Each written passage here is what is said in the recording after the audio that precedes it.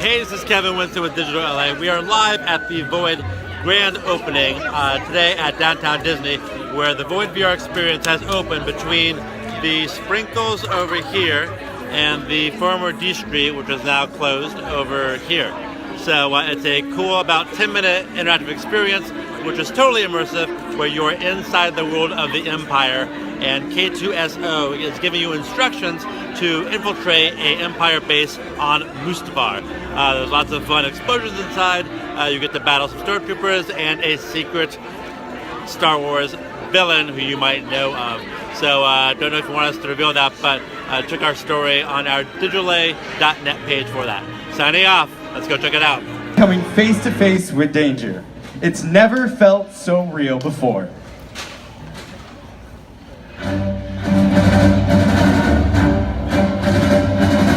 Hold. Don't move. Hold it right there. Be on the lookout. There are rebel traitors in the area. The rebellion has no chance against the Empire. Let's go.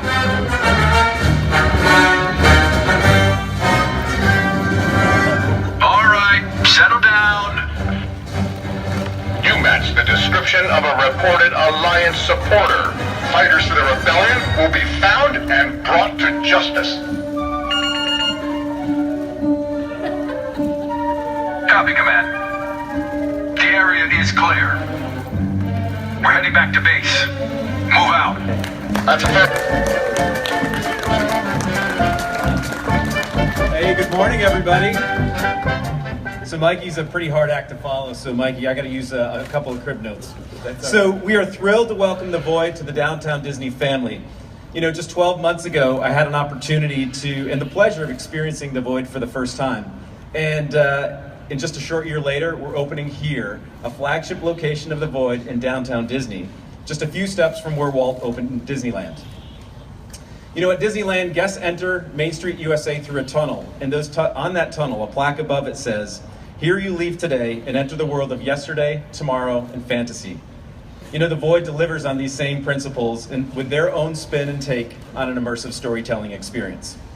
I'd like to thank the Disney team, VOID, and ILMxLAB for delivering a world-class experience for our guests. And as I look around, I see many people who've touched this project. This is legacy work, and I'm thrilled to be a part of it. Thanks. Thank you, Todd. And now it's my extreme privilege to introduce two of the VOID's visionary leaders. Please give a warm welcome to Chief Executive Officer Cliff Plumer and Chief Creative Officer and co-founder Curtis Hickman.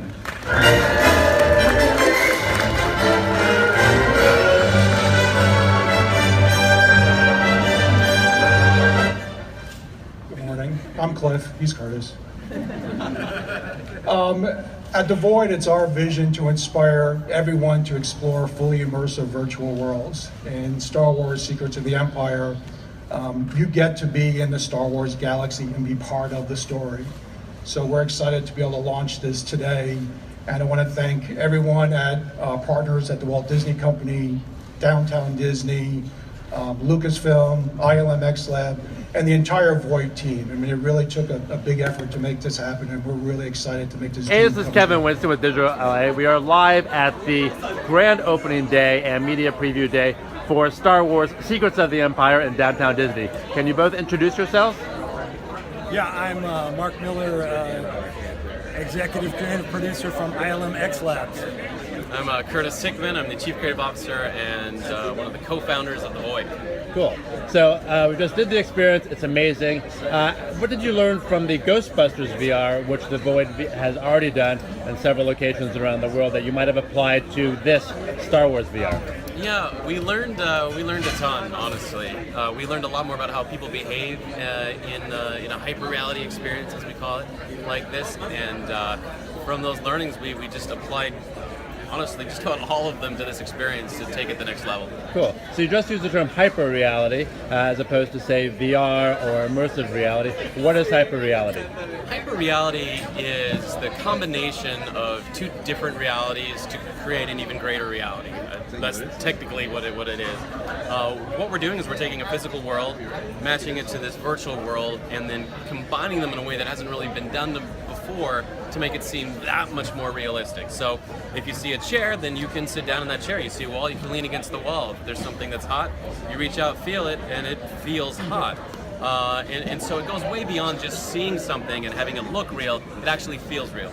Okay. And we have been working in a lot of virtual reality experiences and trying to figure out how to plus them out. And when we got to see the Void for the first time, we realized, it would be a fantastic collaboration to work with these guys and really, combine what we've been doing into their back end of the system, and it really comes out as this amazing, totally immersive experience. Cool. On the ILM VFX side, what was one of the most challenging, satisfying, or fulfilling things now that it's all put together?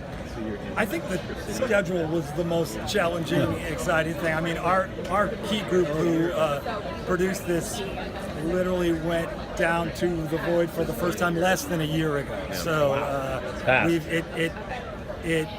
and they immediately came back and said, we have to do this, and somebody crazily targeted Christmas, and somehow we pulled it all off. So that was definitely the most challenging, and but it was because they were experienced in doing this before, and because we had an idea of where we wanted to go with it, the creative came together fairly quickly, and we were able to jump on it and make it great. Cool. So you recently, the Void, graduated from the Disney Accelerator. We attended the Disney Accelerator demo day and had a little sneak preview of this there. What was most valuable from being part of the Disney Accelerator, which was helpful? Man, Disney was able to give us access to so many different departments and to so much learnings, operations, Imagineering, also the other groups in the Accelerator, including Epic and getting help with the Unreal Engine. And honestly, that program really does what it says it does. It accelerated our company to make all of this very possible. Especially with opening in Disney parks and all the connections we needed to make for that, and the marketing opportunities, and making sure we collaborated with the people who were marketing the movies at the same time and everything. So it really did kind of ripple throughout the Disney organization, which was great. Nice. And how did you come up with the story? It's based in the Rogue One era, as opposed to, say, Force Awakens. Who came up with the story, the development? How did you work with Disney on that? We worked very closely together. I remember our first meetings. We all had a bunch of ideas, and we worked.